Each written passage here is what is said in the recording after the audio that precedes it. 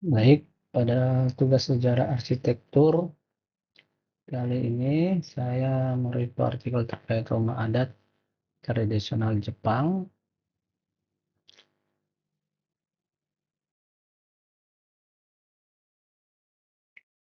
Masuk kepada bagian pendahuluan, review ini dilakukan dengan keterbatasan pengetahuan reviewer sendiri, sehingga perlu adanya filter terhadap informasi yang disampaikan oleh reviewer. Review dilakukan dengan metode memberikan ringkasan artikel, identitas artikel, analisis artikel, dan membandingkan karakteristik terhadap perbedaan dan persamaan dengan bangunan tradisional yang ada di Indonesia. Adapun tujuan dari review ini cuma menemukan artikel yang membahas salah satunya rumah tradisional yang berasal dari arsitektur timur, dan menemukan aspek-aspek tertentu terhadap penulisan dengan melihat seberapa jauh salah satu rumah tradisional, dalam hal ini Jepang, berdasarkan karakteristiknya. Terakhir, diharapkan dengan review artikel ini dapat menambah kesana pengetahuan kita terhadap rumah tradisional yang berasal dari daerah dari arsitektur timur. Masuk kepada pembatasan terkait identitas artikel, mungkin bisa dilihat pada tabel ini. Tuh, terkait dari judul, itu pernikahan rumah tradisional Jepang Minka, nama jurnal, aktivitas, mungkin dapat lihat tabel untuk penjelasannya. Selanjutnya,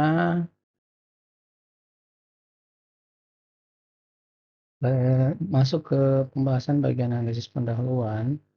Pada dasarnya artikel ini sudah baik, dari menjelaskan alur rumah tradisional Minka secara komprehensif. Namun perlu ada penjelasan mendasar mengenai rumah tradisional Minka dalam arti lain. Reviewer di sini mendapatkan informasi bahwa Kominka secara harfiah berarti rumah tua, dan istilah ini biasanya merujuk pada rumah-rumah yang dibangun sebelum Perang Dunia Kedua. Seperti itu. Selanjutnya, pada pada bagian analisis metodologi, salah satu metode yang digunakan adalah metode penelitian lapangan. Namun berdasarkan analisis reviewer, tidak terlihat bukti bahwa dilakukannya penelitian di lapangan.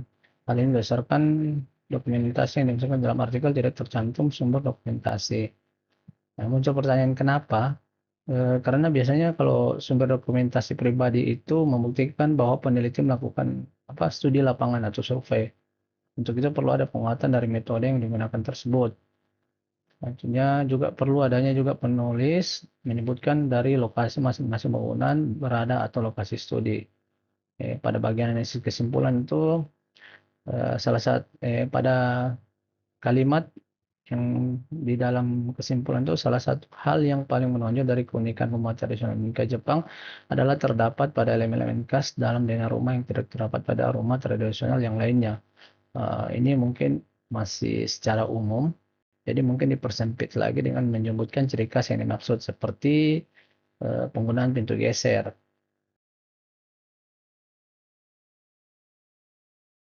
Untuk analisis penyusunan penulisan, penyampaian informasi sebenarnya sudah baik jika memperhatikan struktur penulisan sehingga pembaca dapat memahami isi artikel. Namun perlu ada pemeriksaan secara terperinci kembali sehingga tidak terdapat paragraf yang berulang pada artikel bagian 2.4 elemen khas Minka.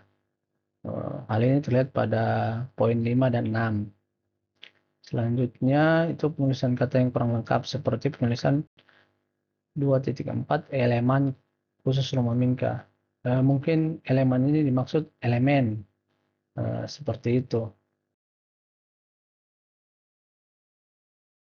Baik, untuk pembahasan analisis karakteristik perbedaan dan persamaan, di sini saya mengambil bangunan Tambi sebagai perbandingan dari bangunan tradisional Jepang Kominka.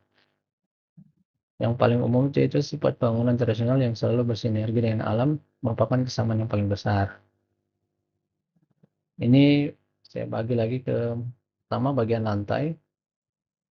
Lantai pada Minka itu rata-rata menggunakan anyaman, yang disebut igu gasa, itu sejenis rumput ini. Sedangkan pada Tambi itu menggunakan papan yang selaras dengan rumah panggung yang selalu menggunakan papan.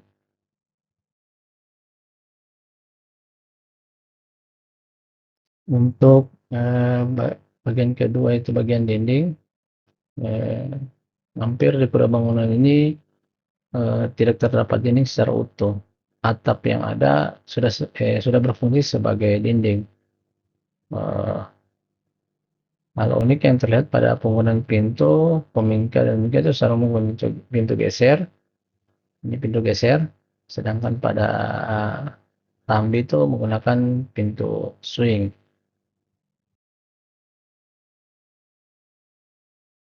Selanjutnya pada bagian atap, untuk Tambi dengan Komingka ini dari sudut atapnya hampir sama, itu agak ini agak cenggung, di mana seluruh bangunannya itu ditutupi oleh atap dan atap itu berfungsi sebagai dinding, walaupun di dalam rumah Tambi ini terdapat dinding namun tidak terlihat.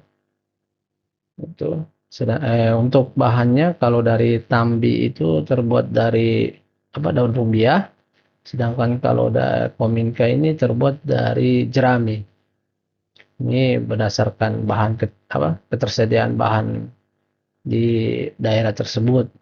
Nah, untuk Kominka ini itu pada bagian atapnya itu berfungsi sebagai ruang istirahat atau kamar tidur, sedangkan Tambi ini biasanya digunakan untuk penyimpanan cadangan makanan. Selanjutnya bagian perapian. Jadi Tambi dengan Kominka ini sama-sama memiliki bagian perapian. Kalau di Minka itu disebut irori, kalau di Tambi itu rapu. Ini fungsinya sama untuk memasak, menghangatkan suhu ruangan. Nah, kalau di di Minka karena atapnya terbuat dari sejenis jerami begitu, dia ini sebagai pengawet sekalian, asapnya ini sebagai pengawet seperti itu.